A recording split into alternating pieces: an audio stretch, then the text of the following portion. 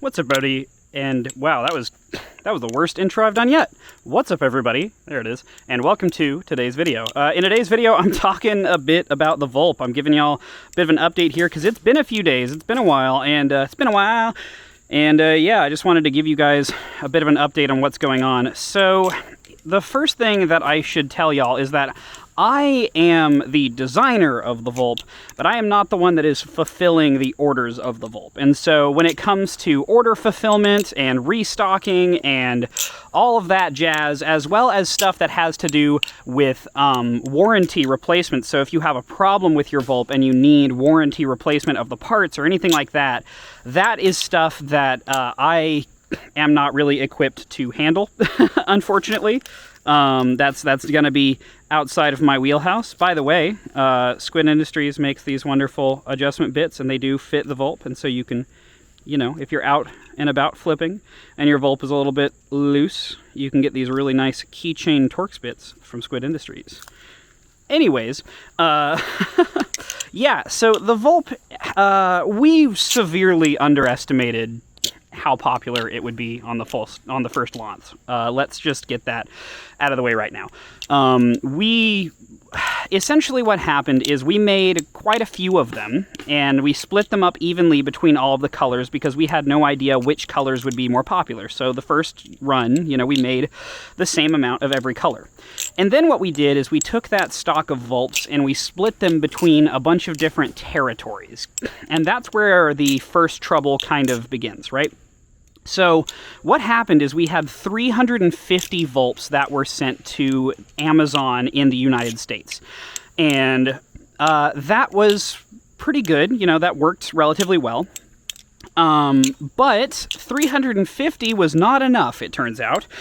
In fact, it was very much not enough, as we sold out within 5 hours of them going live. So it took about 5 hours for us to sell out of all 350 Vulps that were available in the United States, which is really cool. I'm really happy that y'all like the Vulp that much, that it's that popular, that it could sell out in that, short of amount of time.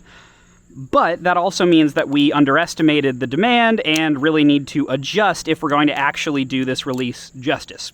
So there's a few things that are going to be changing. And this is the thing, right, is that we sent 350 to the Amazon in the United States. Well, that's the same thing that we sent to all the other Amazons, right? So Amazon in Canada is also getting 350 Vulps, and Amazon in France and Italy and the United Kingdom and Germany and Spain. All of these territories are getting the same number of Vulps as we sent to the United States. But I know that the demand in these regions is going to be potentially less. And so, hopefully they'll last longer in those areas. But one of the ideas behind the Vulp, as I said previously, is to make sure that it is available internationally. So I will have Amazon links to all of those places that you can find the Vulp for each country down below in the comments. Whether or not the Vulp is actually available at that link at this moment is, potentially up in the air. But here's some stuff to know, right? So first of all, I probably won't really be doing drop announcements every single time the Vulp goes live and is available in a certain territory. And there's a very specific reason for that. The reason for that is I won't know when the Vulp is going live in any given territory. You see, Nabali's is in China, and I am in the United States, so there is about a 12-hour time difference between the two of us, which makes it difficult for us to communicate in a timely basis. Normally, I'll send them an email, and then they'll reply to that email at around 3 a.m., and then I will get that email the next day and reply to them, and that cycle will continue. And so all of our communication takes about a day between talking to one another. And so because of that, it makes communication slow. Alongside that, there's also a language barrier, as they do speak some English, but they primarily speak Chinese, and I speak no Chinese. Therefore, I have to communicate in English. And so there is a bit of a communication barrier between the two of us, and that leads to misunderstandings or miscommunications, or just not really being able to get across clearly what exactly is happening. So yeah, that's just some of the stuff to know. Now, how are we adjusting to fix this? Well, as I said, I'm probably not going to be doing drop announcements because the idea with the Vulp isn't to have it come in drops anyways, right? The idea with the Vulp is to make enough of them that it is available all the time. And to do that, we need to ramp up production. So currently, we are working on making more Vulps, right? So we are currently working on producing as many of these as possible. Our initial run of the Vulps was 2,400 units, and I believe we've produced about 1,500 of that run, if not approximately 2,000. And so that's about how many that exist in the world right now, is anywhere from 1,500 to 2,000 Vulps, and that's across all of the different territories. But alongside that, we are now also working on another run of at least 3,600 Vulps. So that's a lot more of them that will come into existence relatively soon. You know, we're trying to make it happen as quickly as possible. And yeah, that's all part of the plan. So just know that we are working on making more of them, and like a lot more of them. That's the thing to know here, is that we are genuinely working on this problem and trying to solve it. Just the main way we're trying to solve it is by throwing Vulps at a wall and hoping they stick. You know what I mean? We're just going to make as many as we possibly can, and hopefully that satisfies y'all's primal urge for this Balisong. So, alongside that, not only are we producing a ton more of them, but also we're going to be diversifying where they're available. So they'll be available on Amazon, and that's where you can buy this version that has the bottle opener. A couple questions that I've gotten about the one that's on Amazon. A few things you'll notice. On Amazon, the tip of the Vulp looks a lot more rounded in the pictures. That's just for the pictures. It will look like this when you actually receive it. So don't worry about it being all weirdly rounded in the pictures. That's just the pictures. This is how it will actually look. Other things to note is, does the bottle opener change the balance? That's a question that I've had a lot. So the bottle opener version is available on Amazon, and that's where that will be available. The non-bottle opener version is available on either the Nabali's website or Aliexpress, and it might be available on both. It might be available on one or the other. I'll have a link in the description where you can buy it, but that's where you can get a hold of the non-bottle opener version, and that will be available internationally on those websites. So either Aliexpress or the actual Nabali's website. I'm not totally sure which one it will mainly be stocked on, but either way, it'll be available with international shipping on either of those websites, which is good to know. There is a slight difference in balance between the one that has a bottle opener and the one that doesn't. The one that doesn't have a bottle opener is slightly, very slightly more neutral than the one that does. The one that does have a bottle opener is slightly more handle biased. But here's the thing to know. It's a very minimal difference. You see, the amount of material that you're removing versus adding between the two of these is very small. And then the other thing to notice is that not only is that a small amount of material, but it's also very close to the fulcrum, which is where the pivots are, right? And so having a weight that changes near the fulcrum, the closer you are to the fulcrum, the less it impacts the actual performance, right? So if it was a amount of weight near the tip, you know, if the tip was changing in weight, that'd be very far from the fulcrum, and that would affect the flipping a fair bit. But in this case, it's pretty close to the fulcrum, and therefore there's not a lot of change in the actual flipping aspect between the Vulp with and without the bottle opener. You know, as I said, it's a very slight difference in balance, but flipping-wise, it really doesn't change a whole lot. So, yeah. Okay, so here's some other exciting stuff. Currently, we're also working with other retailers to stock the Vulp, right? So one of them that is the most exciting, in my opinion, is Blade HQ. We're actually going to be having the Vulp available on Blade HQ for you to purchase. And yes, that is right, Blade HQ. Now, I don't know when exactly that's happening. If it's already happened, then you'll find links to Blade HQ down in the description, and you can purchase your Vulp there.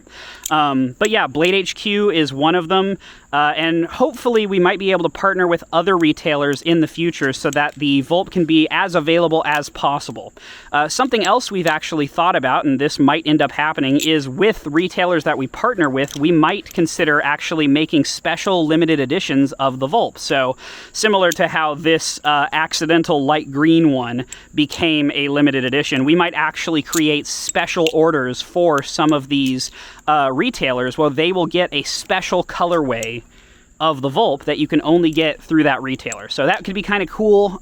We've been thinking about that, trying to dream up a few different neat colorways.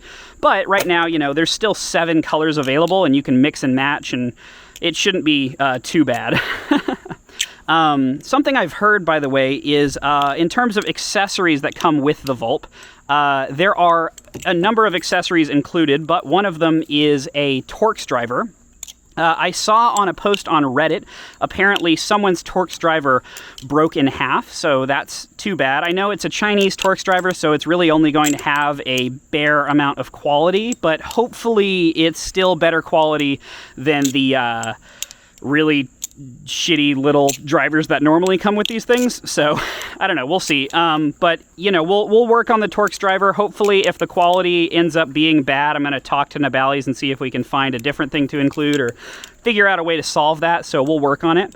And then, other than that, also people have talked about how it is very difficult to assemble and disassemble the Vulp, and that is very true. The reason for this is a multifaceted one, but an important one to understand. Something to note is that the Vulp is a aluminum channel Bali, and it's running on bushings, and these are all important. You see, the spacing inside of here is very exact, and so the actual space that is inside of here you have a handle, and then a washer, and then the bushing, and then the blade, and then another washer, and then the handle again, and then the pivot goes through the middle of that.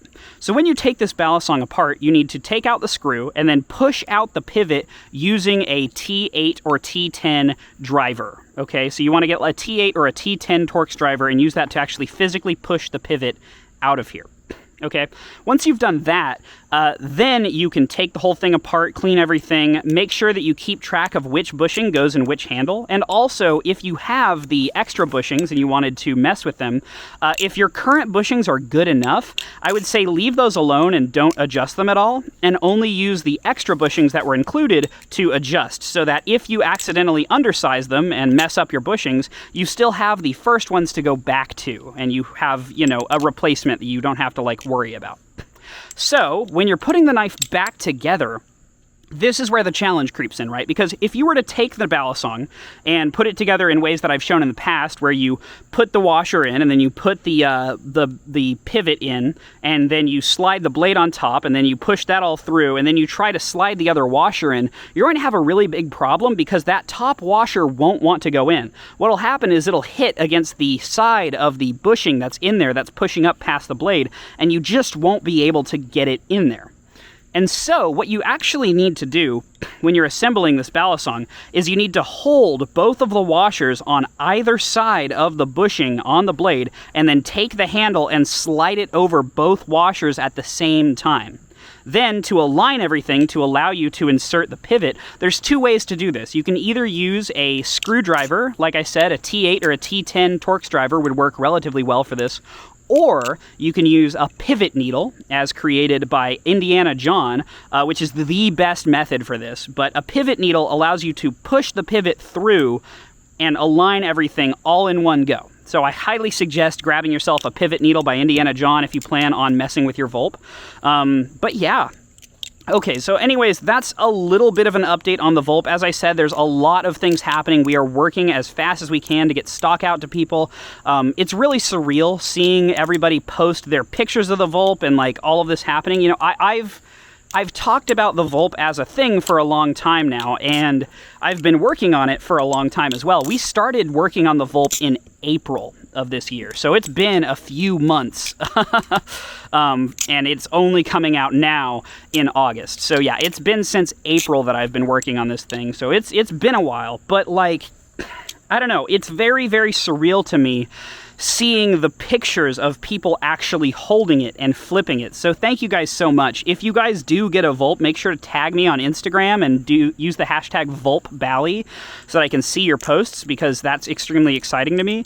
But yeah, it's weirdly real, you know, going from something that was supposed to be, or like something that just existed in my brain, and something that was like, yeah, I had the prototypes and it was like real and I was holding it, but it's a whole different thing getting to see pictures of people that have actually bought it and, like, own it now. You know what I mean? I don't know. It just makes it all the more real in a very interesting way, and I'm really appreciative of that. So, yeah, that's the Vulp, and that's what we got going on. Anyways, thank you guys so much. I really hope you enjoyed this video. If you did, you could give it a thumbs up if you want to, but you don't have to. You know, that's up to you. I don't even know if that does anything for the algorithm anymore. But if you did make it this far, definitely subscribe, because I'd love you if you did that. We're almost at 100,000 subscribers on our main channel. We might even be by the time this video uploads. But like, that's crazy. I can't believe that. Thank you guys for that. That's cool. Yeah. Anyways, peace.